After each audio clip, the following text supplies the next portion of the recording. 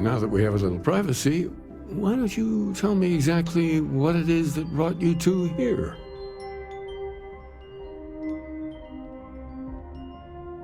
They're like nothing we've ever seen, Keeper.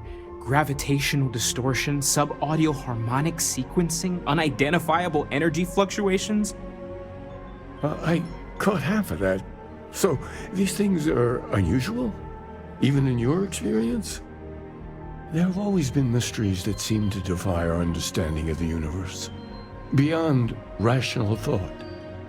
We enter life as an act of someone else's faith in us. There's no way of knowing who we will become, and yet the risk is made anyway. So you've pushed into the unknown, not knowing where it would take you. And it's brought you here. I think I can.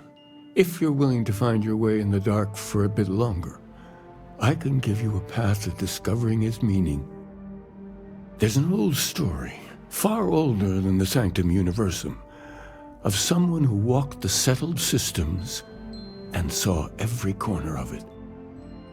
This pilgrim claimed he found the true meaning of unity. I always thought of it as just a parable for trying to bring humanity together, but maybe it's more. In my story, the pilgrim met the founders of the House of Enlightenment and the enigmatic cult of the Varun, and he gave them each a part of the truth. Then he goes to his final resting place to live out the rest of his days in contemplation of infinitum addendum, his addition or contribution to the infinite. But what if the story isn't a metaphor, but a code, a way of finding the pilgrim again, or at least his grave?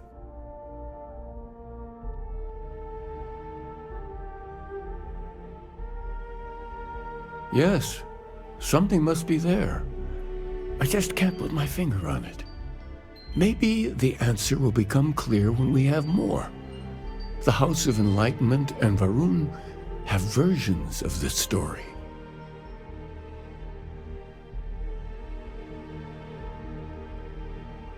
The enlightened work out of the well here in New Atlantis, helping the poorest citizens find a better life for themselves. Varun worshippers are more enigmatic, but there is a lone zealot that was captured recently for attacking UC ships. I visited her a couple of times. Hopefully she'll be willing to talk to you as well. I'll stay here with the Keeper. We need to catch up. And I wouldn't mind asking him a few more questions.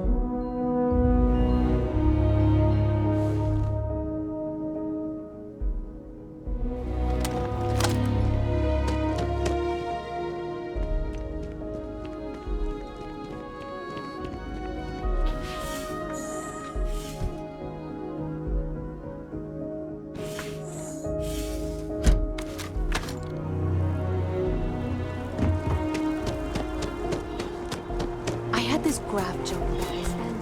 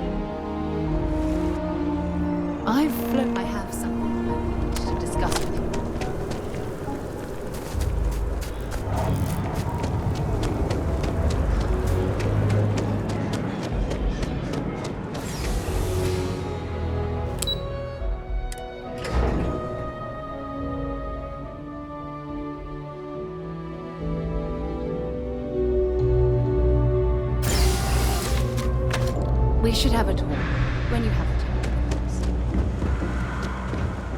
If you're looking for a tracker, you've come to the right place. I've got nothing. We run a number of social programs, from financial aid to food banks. If it's about the financial or food assistance programs, we are backlogged. Don't worry, we're doing everything we can. Oh, you're not? Sorry. Can I help you? We don't mean to be intrusive. Any information you could provide would be very useful. Listen, I've talked about this with him a ton of times, and there's no record of a Unity pilgrim. But since you both insist, our early records are mostly administrative. Humanitarian projects, group counseling notes, charity expenditures. But there is a series of exchanges the founding members recorded in a lot of detail. It's the closest thing I have to what Aquilus is describing.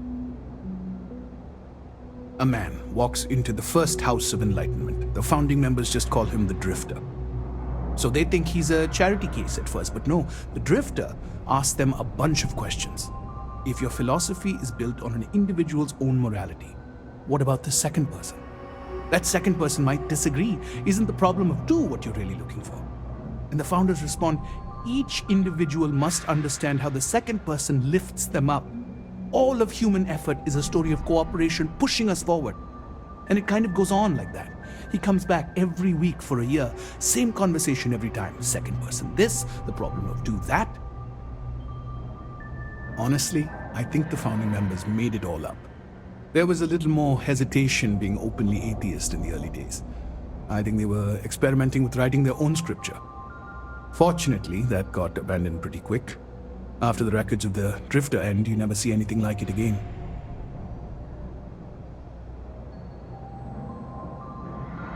Always happy to help. If you'll excuse me, I've got a lot of aid efforts to coordinate. I think I'm going to buy that apartment. It's pricey. Hey there.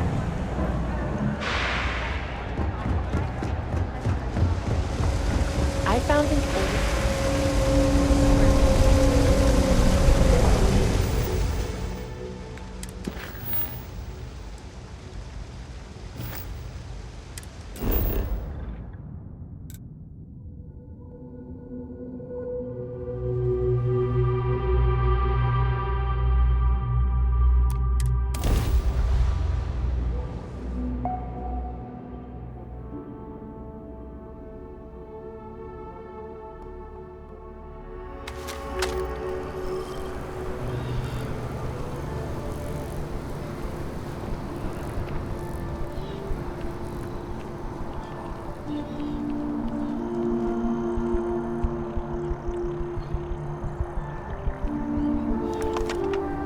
Look, I wanted to take this opportunity to thank you. The fact that you risked your life to save me, I don't know what to say.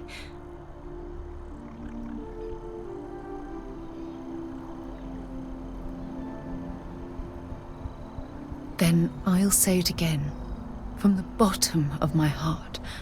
Thank you. My only wish is that my rescue hadn't come at the expense of Sam's life. He was one of my closest colleagues, and a cherished friend. Oh, poor Cora. I'm sure the poor thing is devastated. She's lost a wonderful father.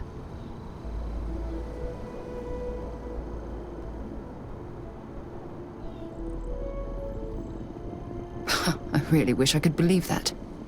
Our charter at Constellation has always been to analyze the unknown, but rarely at the expense of our members' lives. Yet all the while, I've been cavalier about taking risks and pushing the boundaries, not appreciating the true cost of my actions. Had I not pushed so hard to pursue the Starborn, perhaps none of this would have happened at all and Sam would still be alive. Of course I can. Damn it! Why is this happening to us? We're explorers. Our curiosity pushes us to seek answers to life's mysteries. It's one of the core traits of humankind. Yet in return, this is what the universe throws at us. Beings from God knows where who are trying to murder us. Why? What have we done wrong?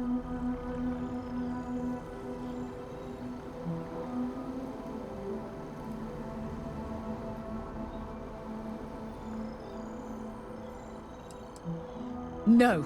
I refuse to allow Sam's death to be attributed to bad luck. It isn't fair. The question is, where do we go from here? Do we stop exploring? Stop pushing the boundaries?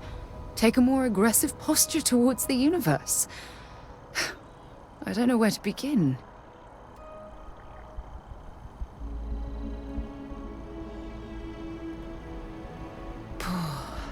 I suppose you're right. I just hope we don't make the same fatal mistake twice. Well, I suppose that's all I had on my mind for now. Oh, it was a relief to get all of that out in the open. I'm sorry I got so angry. But I assure you, it's nothing personal. You're the only one I feel comfortable talking with about these things. Good. Because I expect this won't be the last time I intend to cry on your shoulder or scream in your face. Well, we have a long road ahead of us. I suppose it's high time we get back to work.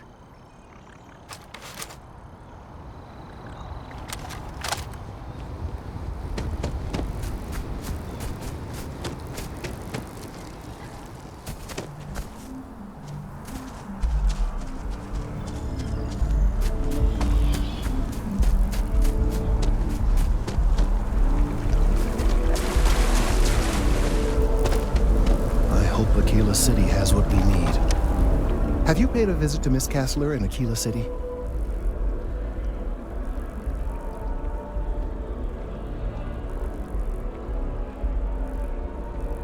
Earl Fulton? I have no idea who that is. Hopefully he's trustworthy. Well, I'll trust your judgment.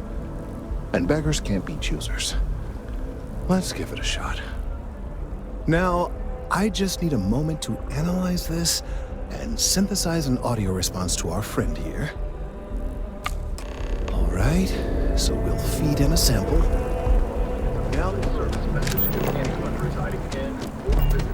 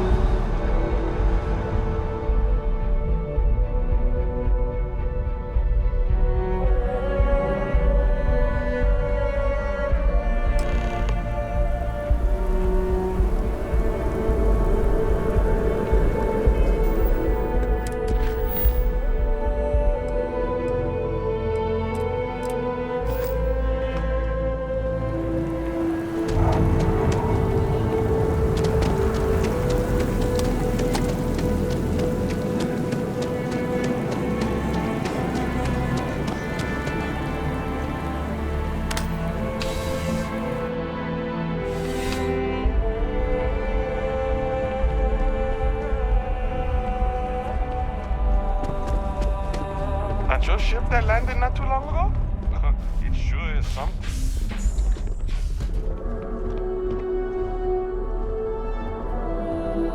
A visitor? I have all the company I need. He knows not the truth. He sends another to ask more incessant questions. Perhaps you should hear us out before you decide to cast judgment. The Great Serpent waits in the shadows. He will entwine the universe, and all but the faithful will be made as dust. That is the truth. No more, no less. Anything you could tell us would be tremendously helpful. Yes, I have spoken to your keeper about this. I will tell you what I told him, and then you will leave me. Jinan Varun meets the unbeliever. He gives false prophecy to Jinan. But such is Jinan's conviction in the Great Serpent, he does not hesitate. He cuts the unbeliever down. But the unbeliever returns. Jinan realizes the Great Serpent is testing him, and he will not be found wanting. 4 times they fight. Over 120 rotations of the planet they are on. Remember these 4 battles, Jinan, the unbeliever says. Remember these 120 rotations. But Jinan knows this is blasphemy and delivers the killing blow. That is all. Then we are done. Leave me.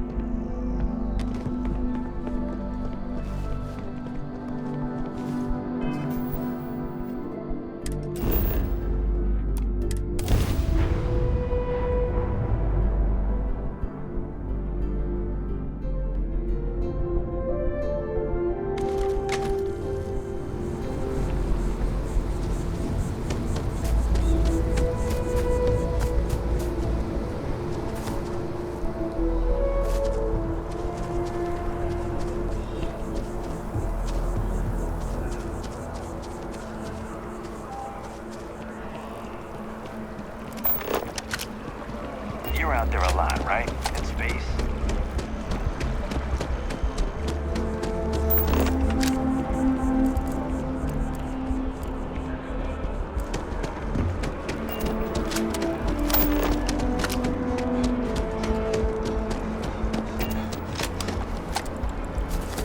Just one quiet day.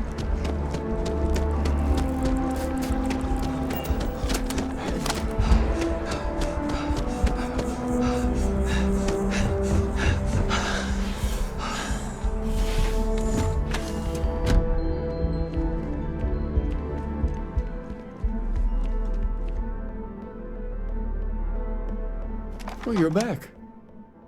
What did you learn? Was there something hidden in their stories, like we thought?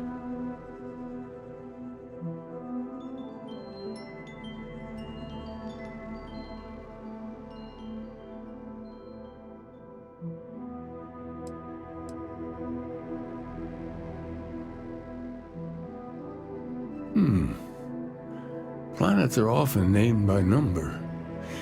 That second might mean the second planet in the system. What else did you learn? If there really is a location the Pilgrim wanted us to find, those do sound awfully like coordinates. Was there anything else? Yes. What he added to infinity. Maybe that points to a name. If we're looking for his resting place, we'd need to know the name of the star system, wouldn't we? Let's see. We have something that could be coordinates. Something that could point to a planet in the system. But what's the name of the system? Infinitum addendum. What if we break down the parts? No systems named finite or add. That just leaves in and dumb. Well, that's certainly how I feel. Oh, you figured it out then? Well, good. I hope you find it. The true meaning of unity. Before you go, you've now spoken to many different perspectives in our universe. In a way, you'll be carrying their philosophies with you on this journey. I know you're looking for a specific unity, but If you had to guess what it was, what interpretation would you give it?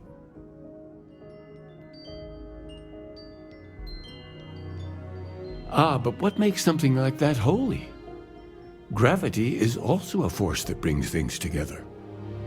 Should that be sanctified? And so you think this word unity describes a similar miracle? The processes of the universe are all in accordance with some greater intent. With all due respect, gravity is no miracle. There are solid scientific foundations for it to exist. Well, I won't keep you any longer. This has been fun, I have to admit. Go, find your truth.